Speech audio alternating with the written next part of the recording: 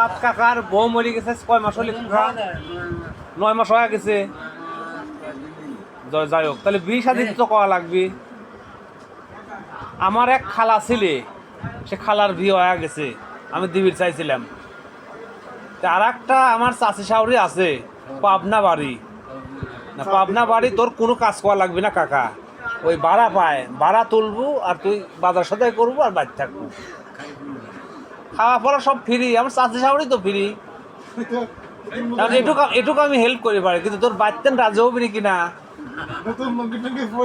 না, বাচ্চান কয়া ময় আসে কাকা, ছাল ফাল নাই রাজি হলে, কিন্তু তোর মা, আমি শুনেছি তোর মা বলে সেই কাটাকাটি শুরু হইতেছে এই বিয়ের কথা শুনি, জমি জমা সব, আবার জমি জমা যেটুকু আছে লেই দেওয়া লাগবে নি, তাহলে কথা আমি কি কব, রেডি থাকা লাগবে কইল।